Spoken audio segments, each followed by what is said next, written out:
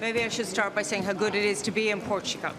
And it also, I think, is a sign, a hopeful sign, that while the pandemic is not over, at least we are managing and moving forward towards the recovery. So for me, it's been my first engagement in a physical meeting with the ministers, and we discussed many things.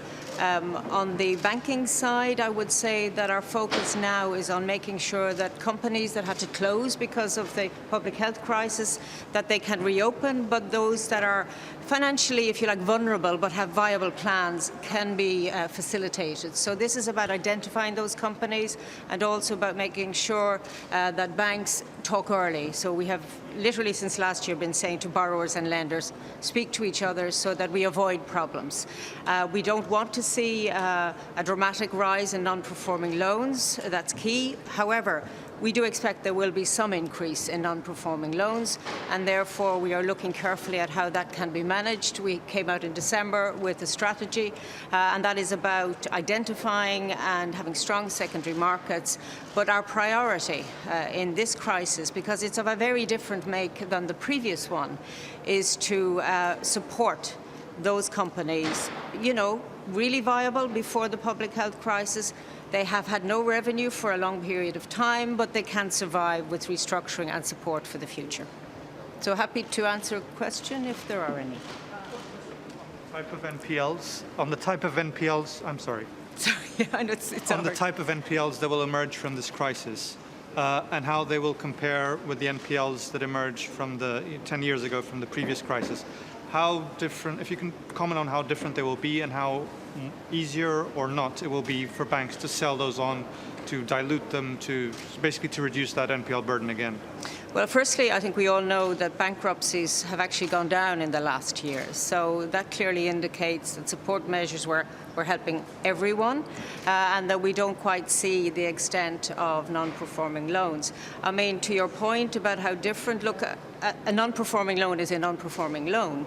Clearly our focus is on reducing that, but if we have to deal with them, that we learn from the past, we have these strong secondary markets, because the last thing we want to see is that banks, their balance sheets are weighted down with these loans, and therefore this restricts the flow of credit to the real economy. So it's a delicate balance. Was there a discussion about, for instance, airline companies such as TAP or Alitalia in terms of bankruptcy?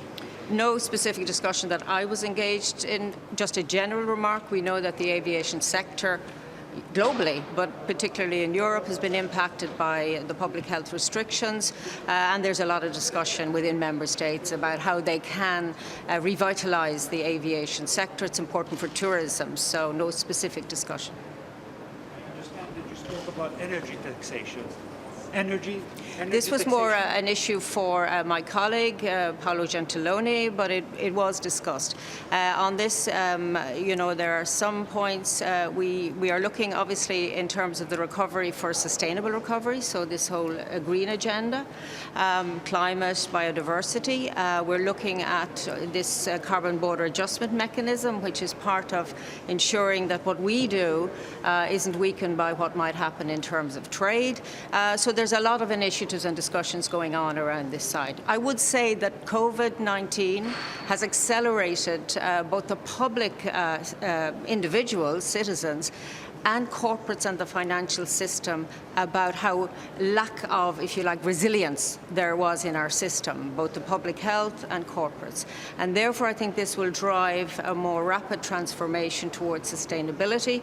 We have done work in the Commission recently where we have said we need, in the very short term, to make sure that financial information about companies and sustainability information receive the same attention. And I think with the evolution of this crisis, that will happen, and it needs to happen. We have to achieve a reduction in emissions by 55% within 9 years. So I think the rapid transformation of our economies and societies is dramatic, but we can use this recovery not to go back to the past, but to look to the future. And also, I think the Next Generation EU, this injection of investments and reform, I think this is all positive. So let us hope that Portugal, our physical presence here, is an indication of the fact that we are beginning to have hope for the future, and I think that's reflected in the rollout of vaccinations. And I think people feel that maybe we can manage to, emerge from this crisis. We don't forget what happened. We need to learn for the future, but that we can emerge from this and work towards a recovery that's not based on what happened in the past. Okay? They keep you very far away, but I think it's for good reason with public health. It's not the same. I must say it's been lovely to be here, just to meet ministers face to face. And to enjoy the weather and the beautiful scenery. So from my side, it's been nice. How do you identify viable companies? To me, it seems very difficult to identify how markets change, how consumer behavior change after the pandemic. I think it's how you will play God, who will live and who will die. It's a really good point, but I think there are some trends we know are going to persist. So we will see there is more online shopping, so this may have an impact on retail and high streets. When you ask the specific question of how you identify those companies, this, in my view, is a job for the banking system because they are closer to their customers. Last December, we said very clearly, please sit down now, borrowers and lenders, identify where you are vulnerable and look towards restructuring for the future. So we would insist that the banks have a responsibility in this regard. And equally, we have put in a lot of public support throughout the European Union. The ECB have also engaged. So I think that there is an awareness in the financial system of identifying very clearly those that have plans. So the private sector, the banks need to do their work. Okay? Thank you all. Thank you very much. Saturday work.